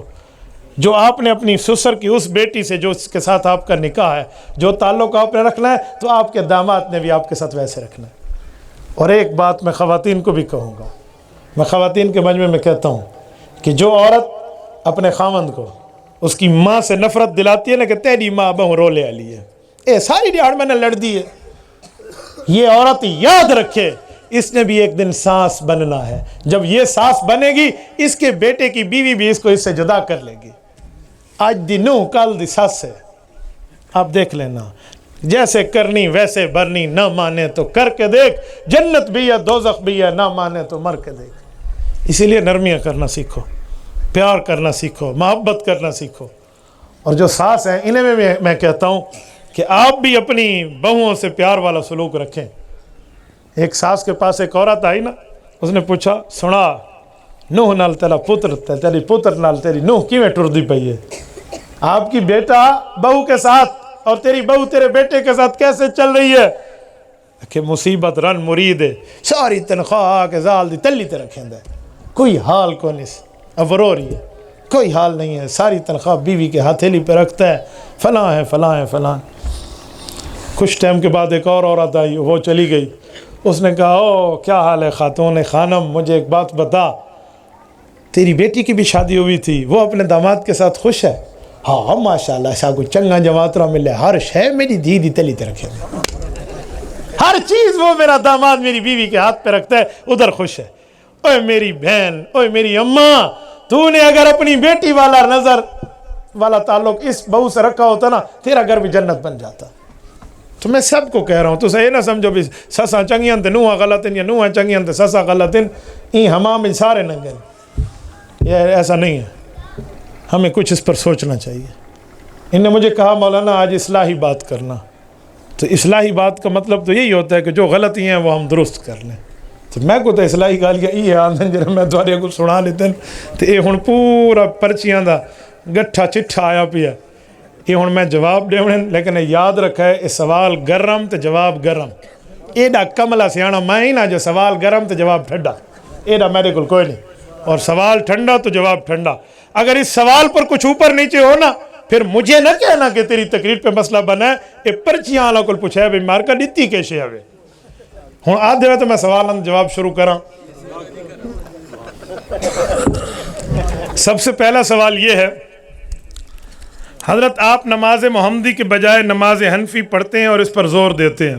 تو ہمیں بالکل ٹھیک زور دیتے ہیں. ہمیں اس پر زور دینا چاہیے کیونکہ نماز محمدی صلی اللہ علیہ وسلم حضور پاک نے پڑھی ہے اور اس نماز کو صحابہ کرام نے دیکھا ہے اور صحابہ نے اپنے شاگرد امام ابو حنیفہ کو بتایا ہے اور ابو حنیفہ نے حضور والی نماز کو لکھ کر امت کو دکھایا ہے. تو حضور والی نماز ابو حنیفہ نے لکھی تو تعارف کے لیے نماز حنفی کہتے ہیں. امام ابو حنیفہ کو ڈھڈو نہیں لکھی. آپ کو آسان سمجھاؤں یہ نلکا ٹھہرا ہوا ہے اس نلکے سے پانی نکلتا ہے. کوئی پوچھے کس کا پانی آپ کہیں گے نلکے کا تو وہ کہے گا جی نہیں انزلنا من السماء ماء پانی تو اللہ کا ہے. آپ کہیں گے ہے اللہ کا نکال کے نلکا دے تو کہتے ہیں نلکے کا پانی. ہے اللہ کا دریا سے لو تو کہتے ہیں دریا کا پانی. ہے پانی اللہ کا موٹر سے نکلے تو ٹوٹی کا پانی. اور بابا ہے نماز رسول اللہ والی لکھ کے امام ابو حنیفہ نے دیا تو نماز حنفی کہتے ہیں. ایسا سیانے ایسا کملے یملے نہ اسا کو پتہ بھی کیڑی گال کتھا آکھو اسی وجہ کو ایسا ٹھیک ہی آدھے ہیں میرا برا. ایک انجینئر علی مرزا ہے عوام کا ذہن خراب کرتے علماء کے خلاف بات کرتے مستقل اس کا سامنا کیوں نہیں کرتے. یار میری گفتگو براہ راست نشر ہو رہی ہے. میں نے کو 20 بار کہا ہے انجینئر صاحب انجینئرنگ کا کام ہوتا ہے تھلی بنانا سڑک بنانا سیدھی ہے ٹیڑھی ہے لیول ہے یا نہیں ہے اس کا کام مسئلے چیک کرنا نہیں ہوتا. اگر آپ کو مسئلے کا شوق ہے تو عالم بن جاؤ اور مسئلے پڑھتا ہو. ایسے اپنے مطالعے سے آپ کہتے ہیں میں نے 2-4 ترجمے دیکھ لیے میں عالم ہوں تو کل مجھے بھی انگلش آتی ہے الحمدللہ میں نے ٹاپ کیا گریجویشن میں پھر میں میڈیکل کی کتابیں پڑھ کے خود کو ڈاکٹر کہہ دوں گا. یار یہ کوئی بات ہے؟ جو انگلش جانتا ہو میڈیکل پڑھ لے تو اسے لوگ ڈاکٹر نہیں کہتے. اور حیران ہوں اس انجینئر کو لوگ مولوی مان کے مسئلے پوچھ رہے ہیں جس کو آج تک کسی ایک مدرسے میں لیٹرین صاف کرنے کے بھی ٹائم نہیں ملا پڑھنا تو دور رہا. خدا دے بندے انجینئر ایو نہیں لوگی کرنی ہے. عالم ہو انجینئر ہو ہمیں کوئی نہیں مسئلہ لیکن ایک بندہ صرف انجینئر ہو کسی ایک مدرسے میں آج تک نہیں گیا ہو کسی ایک شیخ الحدیث سے اس نے نہیں پڑھا ہو مجھے بتا دیا جائے اولا ثانیہ ثالثہ رابعہ خامسہ سادسہ ثامنہ تخصص فی الحدیث تخصص فی الافتاء کہاں سے کیا اس نے تو آج تک ایک کلاس کا درجہ بھی نہیں پڑھا. اور میں آپ کی وساطت سے کہتا ہوں اگر کوئی انجینئر صاحب کا بندہ بیٹھا ہے تاریخ اس سے لے لیں اگر بدھ طے ہوگی تو منگل میں آ جاؤں گا انشاءاللہ. تو میں انشاءاللہ دسنا بھی کتنا بھی یہاں 100 تھیندا ہے ایڈا ڈھلا ہی میں نہ جتنا تو ہمیں کو سمجھی بیٹھے ہوئے. خوارج کا فتنہ اس دور میں موجود ہے میرے بھائی. فتنے تو پوری دنیا میں کئی ہیں. اب کوئی فتنے ہیں کوئی فتنیاں ہیں تو بہت سے فتنے ہیں. ظاہری بات ہے خوارج کا اہل بیت کے ساتھ بغض ہے تو اہل بیت سے بغض رکھنے والے بد نصیب اس دھرتی پہ ضرور موجود ہیں. آج کل گانوں کی طرز پہ لوگ کلام الہی اور نعتیں پڑھتے ہیں اس بارے میں اصل میں یہ سمجھتا ہوں کہ گانے کی طرز پہ نہیں پڑھنا چاہیے میرا ذاتی نظریہ. لیکن میں نے ایک ثنا خان سے بات کی ہے وہ مجھے کہتے ہیں کہ مولانا میں اس لیے گانے کے طرز پہ پڑھتا ہوں تاکہ لوگ گانے کو چھوڑ کے دین کی طرف آ جائیں۔ میں نے ان کو کہا آپ کی بات میری عقل لگتی نہیں ہے، لیکن میں آپ کی نیت پہ شک نہیں کرتا، اگر آپ ٹھیک نیت سے کرتے ہیں تو اللہ آپ کو اجر دے گا، اور غلط کر رہے ہیں تو اللہ پکڑے گا، لیکن میرا ذاتی نظریہ یہ ہے کہ ایسے نہیں ہونا چاہیے۔ باقی یہ نہیں ہے کہ میں فتویٰ نہ لینا بجائے پڑھا تو قرار تھی گیا، یہ اب مجھے میرے منہ سے آپ نہ کہلوائیں۔ غزوہ ہند کے بارے میں تھوڑی سی تفصیل، جی ہاں حدیث پاک میں ہے، اللہ کے رسول نے فرمایا اصابتان من امتی احرزہم اللہ من النار، اصابت تغزو الہند و اصابت تکون مع عیسی ابن مریم علیہ السلام۔ فرمایا دو جماعتیں وہ ہیں جن کو اللہ نے جہنم کے بری کر کے رکھ دیا ہے اور ان پر جنت واجب ہے، ایک غزوہ ہند والی اور ایک حضرت عیسیٰ علیہ السلام کے ساتھ والی، تو لہٰذا ہم اس کے قائل ہیں۔ جنازہ کے بعد دعا بدعت ہے، تو فرضوں کے بعد دعا کہاں سے ثابت ہے؟ میرے بھائی نماز جنازہ خود دعا ہے، حضور علیہ السلام نے نماز جنازہ کے بعد دعا نہیں مانگی، اس پر لڑائی کی بات نہیں ہے۔ آپ مجھے بتائیں جب ہم سوتے ہیں کون سی دعا پڑھتے ہیں؟ پڑھیے اللہم بسمک۔ جب اٹھتے ہیں الحمدللہ الذی احیانا بعد ما اماتنا، گھر جانے گھر آنے، مسجد جانے مسجد آنے، بیت الخلاء جانے آنے، بازار جانے آنے، سفر پہ آنے جانے کی دعائیں حضور سے ثابت ہیں یا نہیں؟ اور آپ کو لفظ یاد ہے جو کہتے ہیں جنازے کے بعد حضور نے دعا پڑھی ہے، وہ لفظ ہمیں بتا دے، پڑھنا ہم شروع کر دیں گے۔ لفظ حضور والے دکھائے، سونے کی دعا ہم بتاتے ہیں، لفظ بھی دکھاتے ہیں، تو بھی دکھاتا ہے، ہم اٹھنے کی دکھاتے ہیں، مسجد آنے جانے کی دکھاتے ہیں، تو جنازے کے بعد علی میرا بھرا دکھا چانا کیڑے لفظ ہیں؟ ادھر ان کے پاس لفظ نہیں ہے، کیوں؟ اگر حضور نے پڑھی ہوتی تو لفظ ہوتے نا، وہ پڑھی نہیں اس لیے ہم نہیں پڑھتے، باقی جو پڑھتے ہیں ان کو ہم سمجھاتے ہیں، اندھے تے رولا پاون دی لوڑ کو نہیں، پیار نال بہ کے سمجھاؤ بھی اللہ دے بندے حضور اللہ طریقہ نہیں۔ اچھا آپ جب یہ کہیں گے نا، لوگ آپ کو کہیں گے اچھا دعا منگی سے کوئی مندے تلی سے کڈھے، دعا مانگی ہے کوئی برا کام تو نہیں کیا، اسے کو ٹھیک ہے، دو سجدوں کے درمیان بھی دعا مانگا کر، اے اللہ میرے بالا کو بخش، میرے پیو کو بخش، میرا کاروبار لے جا والوں دے بعد بیا سجدہ والاتحیات مکے والا ود دعا، اے میرا اللہ میں کو حج تے گن ونج، میں کو عمرے تے گن ونج والا اللہم صلی اللہ کرے سو۔ کہتے ہیں میں تو ایسے نہیں کروں گا، میں نے کہا کیوں؟ کہتے ہیں حضور نے ادھر دعا نہیں مانگی، میں نے کہا حضور نے جنازے پہ بھی نہیں مانگی۔ کملا بھرا دعا اون ویلے دعا بڑھتی ہے جلے حضور علیہ السلام دے طریقے تے ہوئے، جلے اللہ دے رسول کو ہٹ کے ہوئے، او دعا شوا کوئی نہیں، میں آپ کو ڈھڈو کھاتا بڑا کھڑا۔ اور باقی رہا فرضوں کے بعد دعا، بالکل بحقی میں موجود ہے، حضرت انس کی روایت ہے، رسول اللہ صلی اللہ علیہ وسلم رفع یدیہ بعد ما سلم ودعا، حضور پاک علیہ السلام نے نماز کا سلام پھیرا، ہاتھ اٹھا کر اللہ کے رسول نے دعا مانگی۔ یہ اللہم انت السلام ومنک السلام والی دعا جو ہے، یہ حضور پاک علیہ السلام کب مانگتے تھے؟ نماز کے بعد۔ تو ایک بندہ مجھے کہنے لگا اونچی مانگتے تھے، میں نے کہا جو صحابہ نے سنی ہے تو اونچی مانگتے تھے تو سنی ہے، اور خدا کا بندہ صحابہ کہہ رہے ہیں یہ لفظ مانگتے تھے تو انہوں نے سنی ہے، انہوں نے ساتھ مانگی ہے، انہوں نے اپنے کانوں سے آنکھوں سے دیکھا اور کانوں سے سنا تو بتا رہے ہیں، ورنہ میں ایک بندہ ہوں ہولے ہولے منگے بیٹھا، ہوں میں کو کہڑا پتہ ہے وہ منگے بیٹھا شالا رنڈڑ تھی، وہ شالا زال فوت تھی، میں کو کہڑا پتہ ہے وہ کیسے منگدا پیا، وہ اونچا مانگے گا تو مجھے پتہ چلے گا نا۔ ایک بندہ دعا آہستہ مانگ رہا تھا، ایک بڈھا بندہ اٹھی کھڑوتا ہے، وہ مل سے اونچی منگی کر، تو منگ بیٹھا رنڈر تھی وہ رن مار وینے اسا آمین آمین لئی بیٹھے اس، تو اس کی اپنی بات ہے۔ تو اللہ کے رسول صلی اللہ علیہ وسلم نے جو دعا مانگی ہے صحابہ نے سنی ہے تو ہمیں بتایا جا رہا ہے۔ ایسے اللہ کے بندے ہیں، وہ کہتے ہیں فرض کے بعد دعا نہ مانگو، تو میں نے ان کو کہا بھیا پیشاب کے بعد دعا مانگا، میں ہوں پیشاب کر رہا ہوں چل بہرا کہ اللہم صلی اللہ یوں مانگو، خدا کے بندے نماز کے بعد دعا نہیں مانگوں گا تو کب مانگوں گا؟ ہاں روٹی کھانے کے بعد چلو آؤ سب سارے رل کے دعا کرو پڑھو، اور خدا کے بندے نماز دینی کام ہے، نیک کام ہے، اللہ کو راضی کرنے والا کام ہے، اللہ کا دل خوش، اللہ رب العزت ہمارے سے خوش ہو رہا ہے اور ہمارا دل اللہ سے خوش ہو رہا ہے تو ہم دعا مانگ رہے ہیں، تو اس میں کون سا مسئلہ؟ تو مانگنی چاہیے۔ اور آخری بات، جس کو ضرورت ہے وہ مانگے، اور جس کو اللہ سے ضرورت نہیں ہے وہ بے شک نہ مانگے، اٹھ کے لگا وجہ ٹھیک ہے، اس حد ہوتا کوئی رولا کو نہیں۔ امام ابو حنیفہ نے 40 سال عشاء کے وضو سے صبح کی نماز پڑھی، اور آپ علیہ الصلوۃ والسلام کو تو اللہ نے منع کیا تھا کہ آپ آرام بھی کیا کریں، اتنی عبادت میں مشغول کیوں ہوتے ہیں؟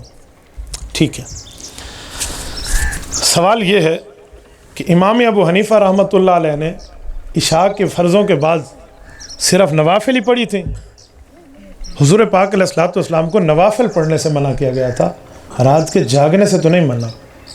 نصفہ او انقص، یہ ہے رات کا جاگنا جس میں مسائل حل ہوں، جو اپنے استاد صحابہ سے پڑھا ہے وہ اپنی یادداشت سے لکھیں اور باقی دوستوں کو دکھائیں، ٹھیک ہے جی سب ٹھیک ہے، 40 فقہا کی کمیٹی کو دکھائیں، مسائل لکھیں، دلائل لکھیں، فضائل لکھیں، حدیث لکھیں اور تفسیر لکھیں، صحابہ کے فتاوی لکھیں، آثار لکھیں، اقوال لکھیں، اخبار احاد لکھیں، پورا دین لکھ کر امت کو دیں، تو اس پر آپ کو کیا نقصان ہے؟ تو عشاء کے وضو سے امام ابو حنیفہ نے صبح کی نماز پڑھی ہے اور 40 سال پڑھی ہے، اور پھر صبح اٹھ کر امام صاحب صبح کی نماز اشراق پڑھ کے سو جاتے تھے، پھر ظہر اٹھ کے امام صاحب رحمۃ اللہ علیہ نیند کر لیتے تھے، پھر ظہر کے وقت اٹھتے تھے، تو اس میں کیا مسئلہ ہے؟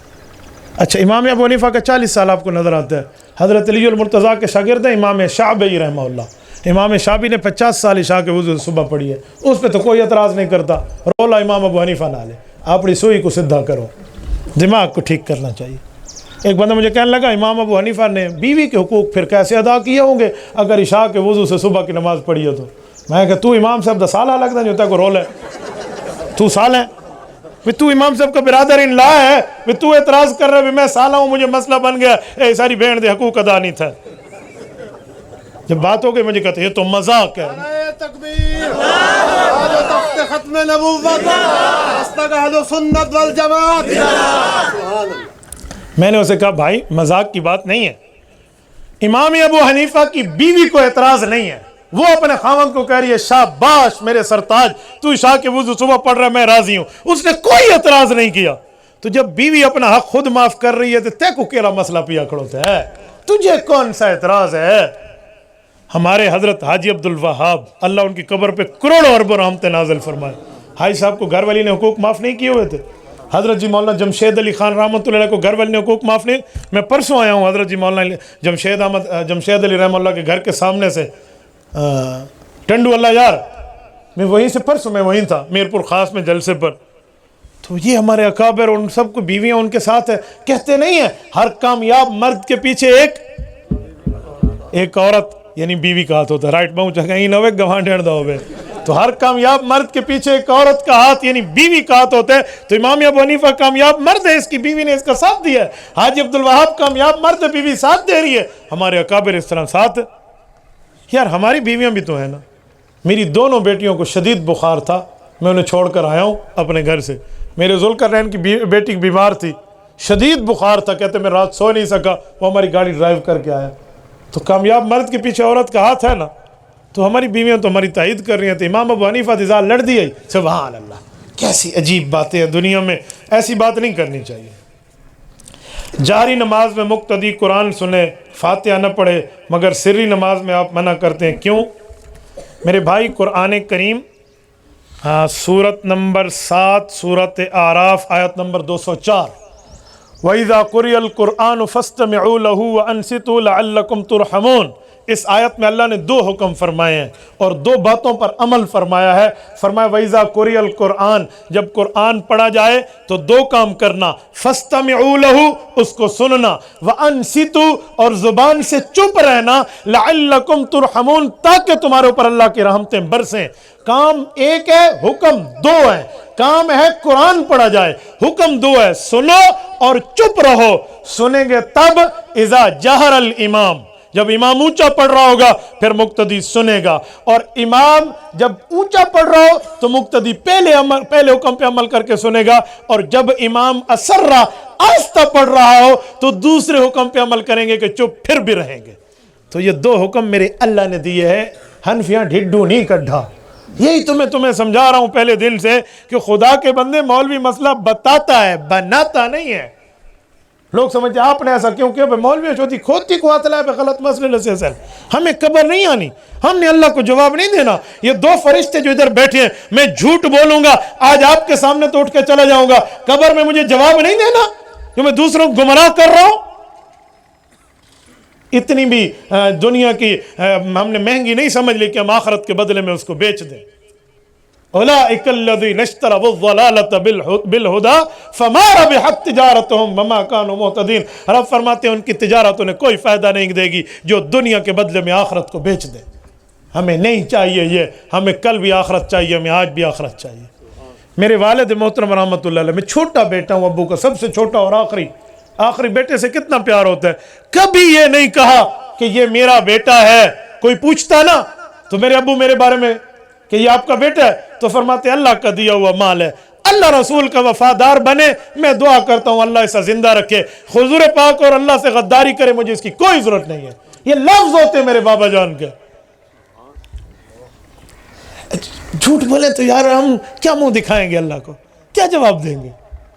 لوگ سمجھتے ہیں پتہ نہیں غلط اوے بھائی، کسی کی پارٹی کو نیچے اور اونچے کرنے کی بات نہیں ہے، اللہ کو جواب دینے کی بات ہے، شریعت کی بات ہے، اور کسی کے کوئی خاندان کا مسئلہ نہیں ہے۔ دو حکم اللہ نے دیے ہیں، ایک پہ چپ رہنا کہا، ایک پہ سننا کہا۔ جب امام اونچا پڑھ رہا ہوتا ہے تو سنتے رہو، پھر بھی نہ بولو، اور جب امام آہستہ پڑھ رہا ہوتا ہے تو پھر آپ اس پر خاموش رہو۔ تو دونوں حکم قرآن کے۔ اور پھر کیا فرمایا؟ لعلکم ترحمون، تمہارے اوپر تب اللہ رحمت اتاریں گے۔ اور اگر آپ یہ حکم نہیں مانو گے، آپ پیچھے پڑو گے، تو پھر رحمتیں نہیں آئیں گی، پھر زلزلے آئیں گے، پھر رحمتیں نہیں آئیں گی، پھر قتل و غارت ہوگی، پھر رحمتیں نہیں آئیں گی، پھر فساد اور بدامنی ہوگی۔ اس کی وجہ یہ ہے کہ ہم اللہ کے حکم کو توڑ رہے ہیں۔ تو شریعت کو شریعت کے مزاج میں سمجھا کریں، کسی کو اونچا اور نیچے دکھانے کی بات نہیں ہوتی۔ مولانا صاحب فقہ کی ضرورت کیوں ہے؟ اس لیے کہ قرآن کریم نے خود کہا ہے لِيَتَفَقَّهُوا فِي الدِّينِ، دین میں فقہ کو حاصل کرو، یہ قرآن کریم نے کہا ہے، یہ اللہ دا قرآن ہے، سورۃ توبہ ہے، 11واں پارہ کو میری بات نہیں ہے، تو اللہ نے فقہ کی بات کی۔ اور صحیح بخاری میں حضور پاک علیہ السلام کی صحیح حدیث ہے مَن يُرِدِ اللَّهُ بِهِ خَيْرًا يُفَقِّهُ فِي الدِّينِ، اللہ اس کے ساتھ بھلائی کا ارادہ کر رہا ہے جس نے دین میں فقہ حاصل کر لی۔ تو صحیح حدیث ہے، اللہ کے قرآن کی آیت ہے، تب فقہ ہم نے لکھی ہے۔ جو صحابہ کرام کے شاگرد امام ابو حنیفہ نے لکھی ہے تو ان نے امام ابو حنیفہ نے صحابہ سے پڑھا تھا۔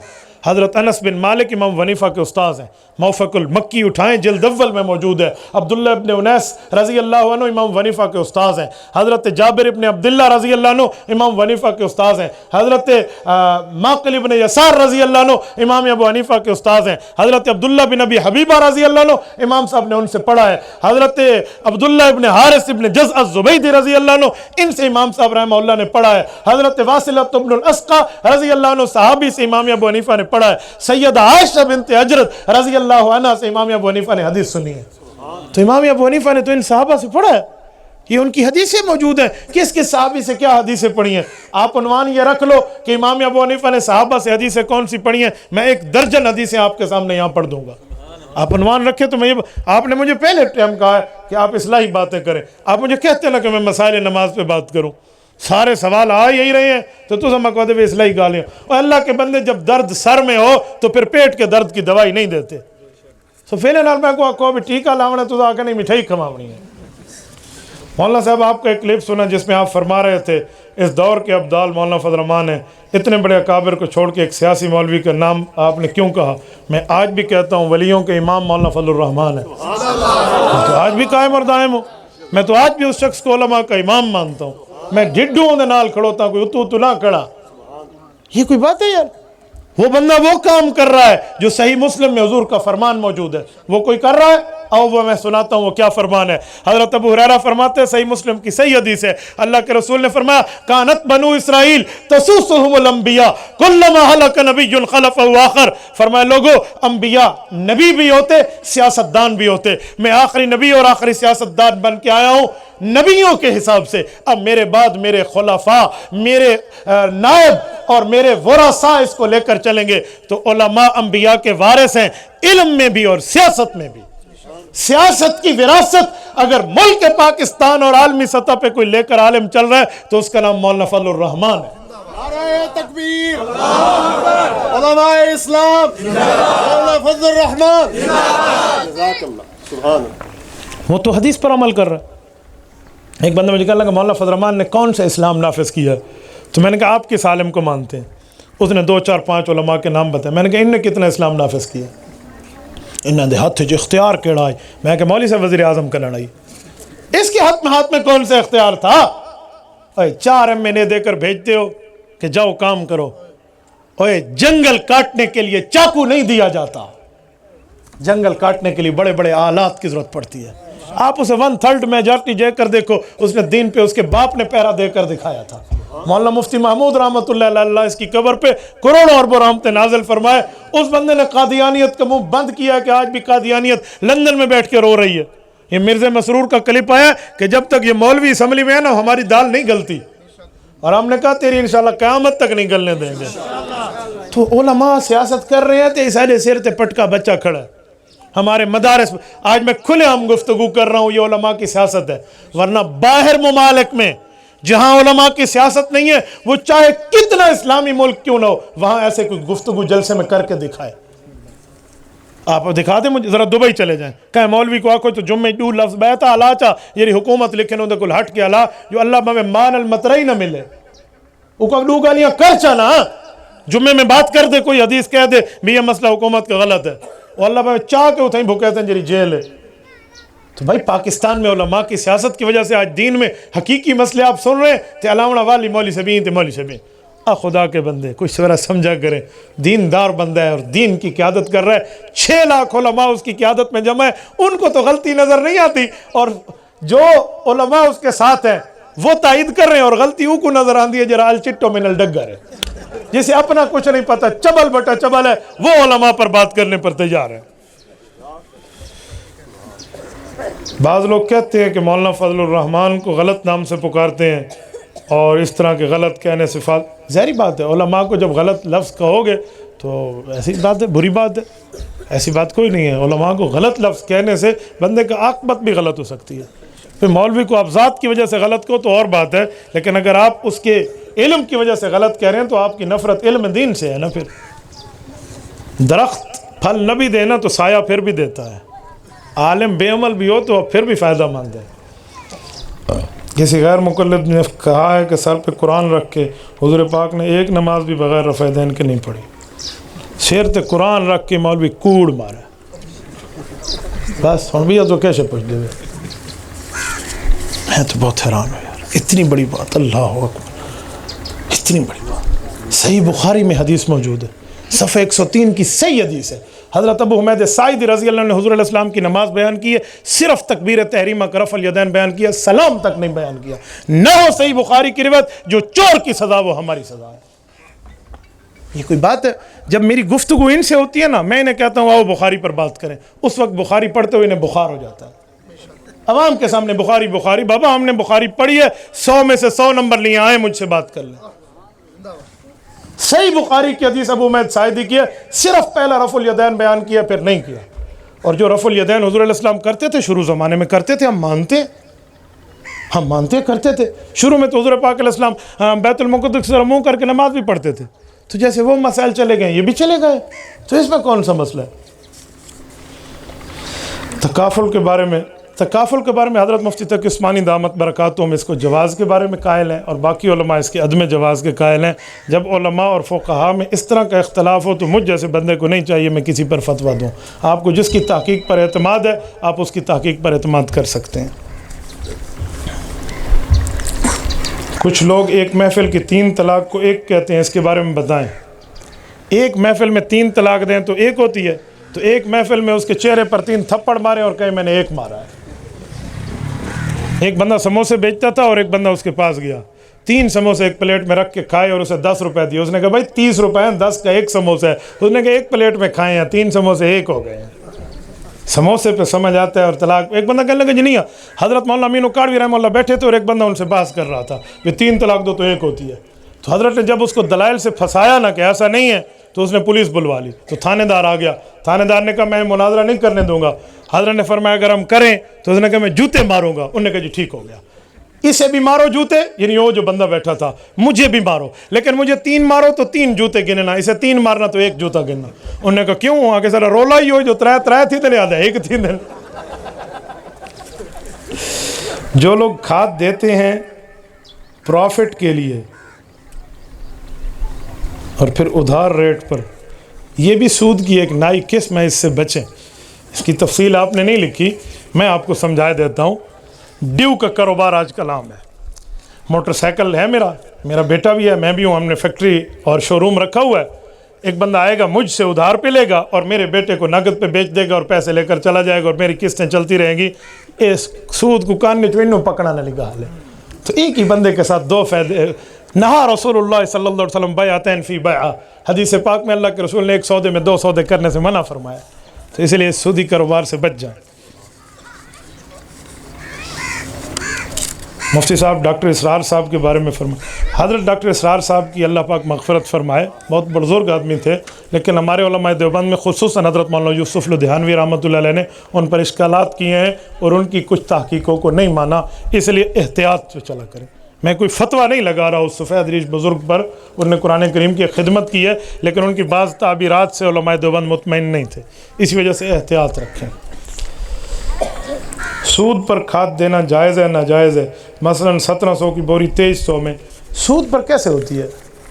ادھار اور سود میں بڑا فرق ہے, اسی لیے آ کر دیکھ لیا کریں. قسطوں کا کاروبار اور ہے اور نقد کا کاروبار اور ہے, اس میں فرق کی گنجائش ہے, لیکن اس کی تفصیل کیا ہے اس والے علاقے سے مولوی بیٹھے انہوں کو میڈی والے مسئلے پوچھے کرو. اللہ آپ کو ہمیں صراط مستقیم عطا فرمائے. ایک بچی کا نکاح بچپن میں اس کے والد نے پڑھا, مہر مقرر نہیں ہوا تھا, رخصتی کے وقت اس کا حق مہر کیا ہوگا؟ جو بچی حق مہر بتائے گی وہی ہوگا, وہ نہ بتائے تو جو مہر مثل ہوگا وہی ہوگا جو اس کے خاندان میں رائج ہے. تو اس پہ تو کوئی مسئلہ نہیں ہے. حق مہر یہ بھی یاد رکھیں, پھر آپ کہیں گے بات لمبی ہو گئی ہے. حق مہر دینا چاہیے, لوگ معاف کرانے کی نیت سے لکھواتے ہیں, ایسے نہیں ہوتا. قرآن کریم میں لکھا ہوا ہے من بعد وصیۃ یوصی بہا او دین, کہ بندہ فوت ہو گیا نا تو پہلے ترکے سے حق مہر نکال کے بیوی کو دیا جائے گا, پھر جائیداد تقسیم کی جائے گی. تو اس لیے حق مہر وہ لکھیں جو بیوی کی ڈیمانڈ ہے, کیونکہ ڈیمانڈ حق مہر اسی کی ہوگی. کم از کم حق مہر جو ہے وہ 10 درہم ہے. موجودہ دور میں سکہ رائج الوقت پاکستانی 5000 روپے کم از کم بنتے ہیں, اس سے زائد جتنا بھی دیں, انہیں جو خالی 5000 اس سے بڑھ کے بھی دے آپ دیکھ سکتے ہیں. وَآتَيْتُمْ إِحْدَاهُنَّ قِنْطَارًا, چوتھے پارے کے آخری صفحے پہ ہے, تم خزانے کا ایک ڈھیر بھی دے سکتے ہو. تو اس لیے دینا چاہیے. اپنی زال کو لے واسطے بندہ ہاتھ سنگوڑ نہ کھڑوے. یاد رکھیں بیوی کو خود اپنے پاؤں پہ کھڑا کرو, اسے خرچہ دیا کرو. یہ نہ ہو بیوی تمہاری ہو اپنی ماں سے پیسے مانگتی پھرے, اپنے باپ سے اپنے بھائیوں سے پیسے مانگتی پھرے, پڑوسن سے ادھار مانگتے پھرے. شرم کرنی چاہیے اس مرد کو جس کی جیب اور بٹوے میں پیسے موجود ہیں اور اپنی بیوی پہ خرچ کرنے پہ یہ کنجوس تیار نہیں ہے. اسے چاہیے یہ خرچہ دے, اپنی بیوی کو خود اسٹیبل کرو, وہ آپ کی گھر والی ہے, آپ کی اولاد کی بڑھوتری کر رہی ہے. تو 2-4 روپے کو زیادہ لگے گا تو کوئی موت نہیں پہ گئی. سنگتیاں دکھاؤن واسطے مچھاں کو تیل لا کے 100 روپیہ بندہ چاہ پلا دے وے, تزال کو پوچھن او 20 والا نوٹ کتوں بھی آئی. شیشے منہ دیکھنا چاہیے بندے کو. اپنی بیوی کو دیتے ہوئے کون سا مسئلہ ہے؟ گرل فرینڈ کو موبائل یہ نوکیا والا نہیں, صرف ٹچ موبائل لینا چاہیے. وہ گناہ پہ تو آپ یہ کام کرتے ہیں اور آپ نیکی کے اوپر اعتراض شروع کر دیتے ہیں. ادھر بھی دل کھول کے بات کرنی چاہیے. إلهي واسع الكرم ورب البيت والحرم إليك أتيت منكسر